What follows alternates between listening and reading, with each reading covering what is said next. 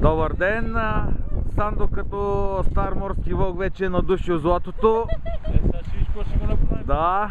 Аз кучетата сега съм го познал. Той отива право там. Кюфтетата са готови, почваш да... Готови ли са? Няма да ги месим този път. Няма да ги меси, отивам да видим дърва, нещо няма дърва, тук не виждам. Пухи носи дървени въглища. Пак че трябва Да разпалиме. да разпалим.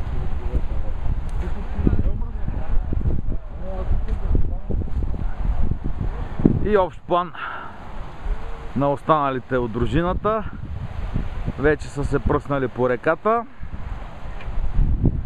Само най-мързеливите там начело с Пухи още не са завъртели легените. Обявих ви за групата на най-мързеливите. Чакаме много грее слънце.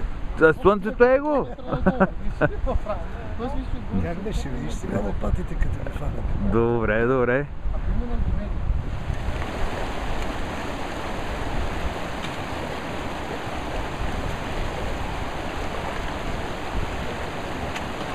И администратора показва нагледно уроци по промиване в ледена вода, без ръкавици.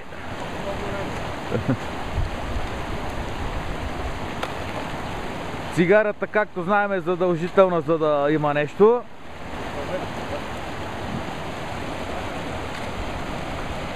Хаплю пълни някакви кофи там. Още е малко злато, е. Още е малко злато и за нас, ти всичко изкопа.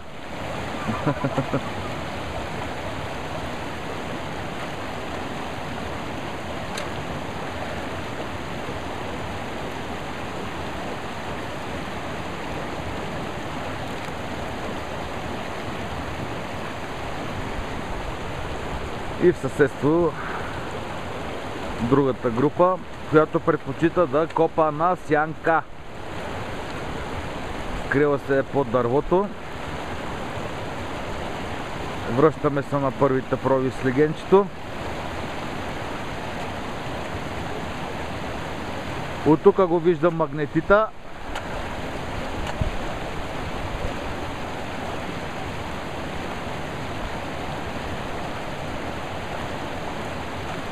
Дай Боже, след малко да снимаме и първите златинки.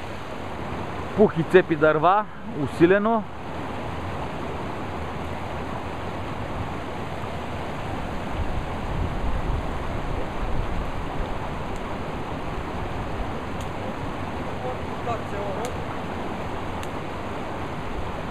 И подготвяме барбекюто.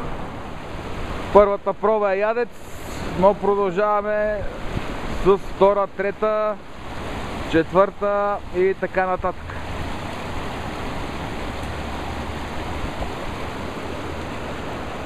Най-голямото съоръжение е това корито за момента. И сега Пухи ще демонстрира газифициране на бираскарата, понеже никой не ще да си признае кой си имал вземане-даване с циганки от групата.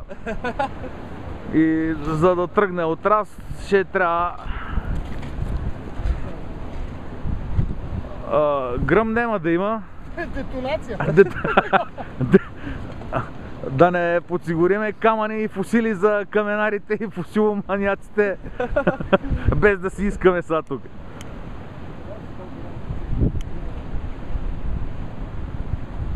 Трябва да съберем повече дърва.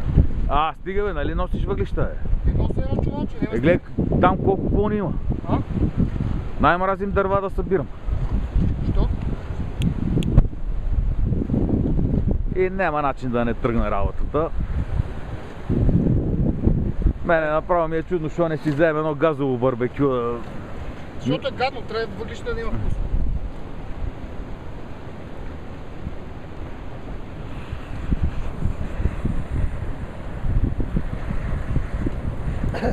Бата хитринката. Викаме бата хитринката. Хитро, ма като тръгне огъня по мъркуча, ще видиш. Ще тръгне по мъркуча, да. Ето ти още една ръкавица. Ако ме хване, связала. Ай, сега като се стопи, слизам и палим драгата. Абе, палиш драгата.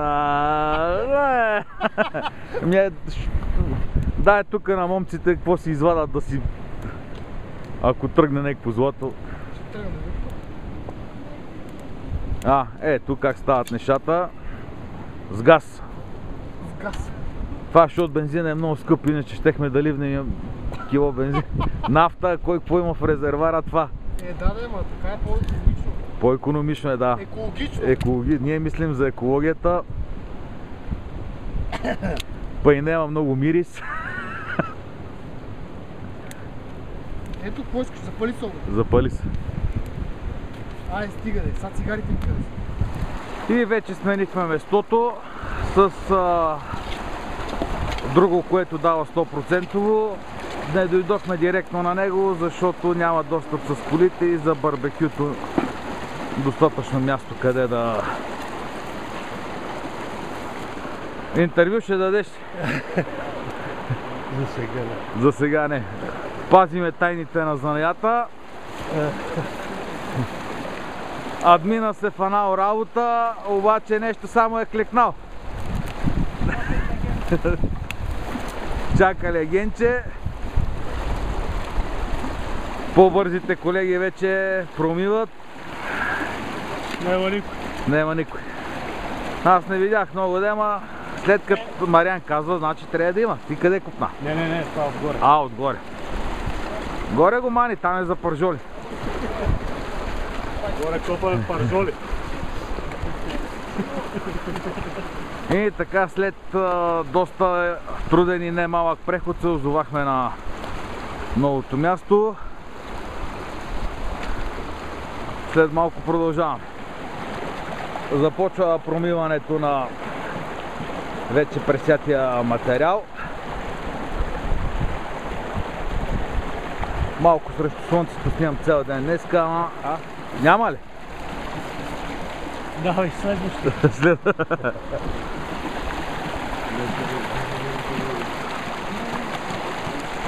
Ето е и рекичката по протежението.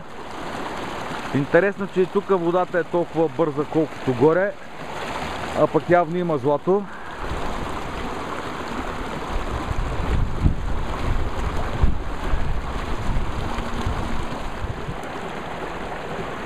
Така се налага.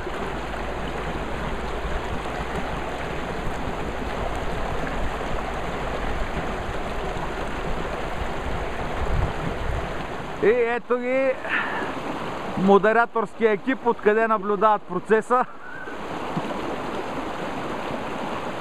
Ела, брати, некой леген, какво се правиш?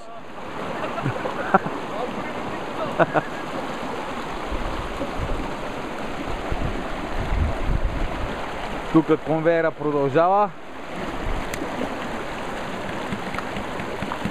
Освобождаваме местото за следващия участник.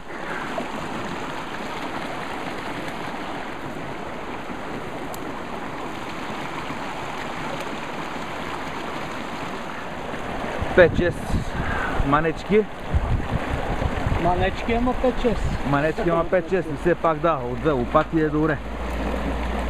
Чакай сега да правя моя номер с макрото. Ама как да хем да снимам, хем да не му тъмна.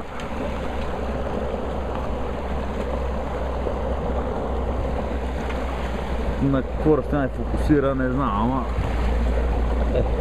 Професионалист си все пак. Трябва да се хванали. Айде, колега. Давай си съда. Айде на слука на всички. Имаш ли в какво да ги сипеш? Колега, имаш ли си съдче нещо? Давай го. Абе, да направиш играта по-интересна, му ги сипи в легенчета. Да ги намерим четири. Имаш помпичка? Да. Игор Ками носиме. Ти помня, 800 грама.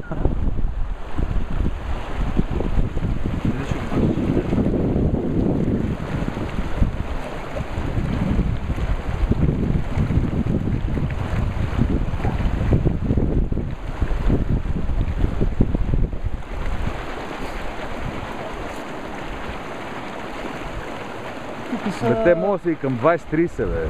Има доста. Тук са доста.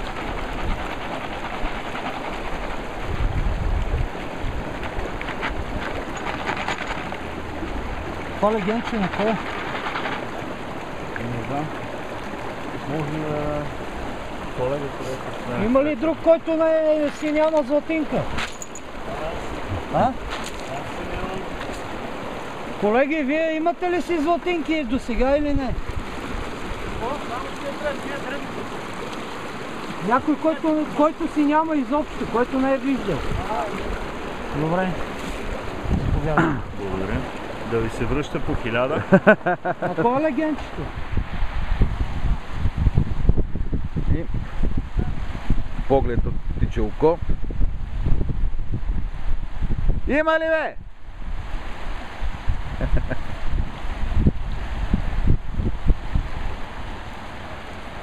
И ето там в храстите останалите. Някои даже не се виждат много клони. И за сега финални кадри от участък номер 2, че се пренасям на... Да. Че се пренасям на участък номер 1. Ванчето и Ники пристигат.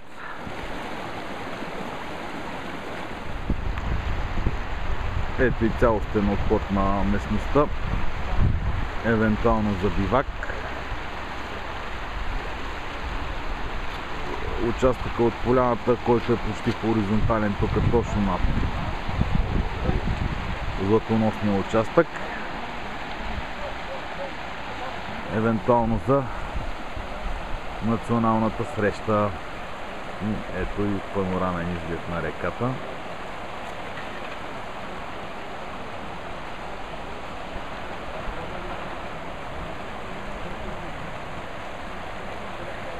Окопали са се колегите, кой зад камък, ето там между два камъка в коритото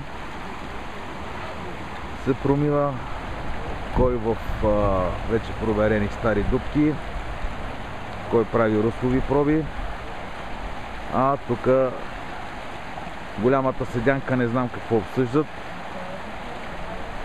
но нещо се подхилква.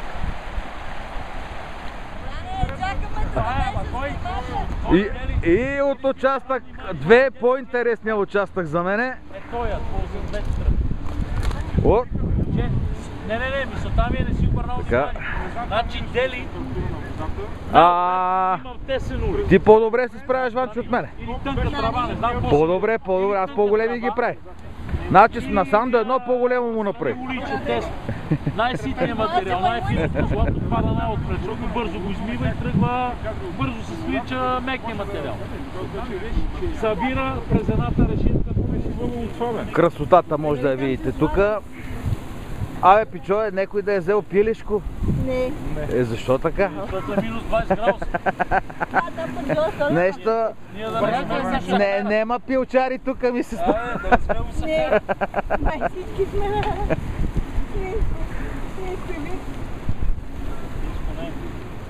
Само да качим на път.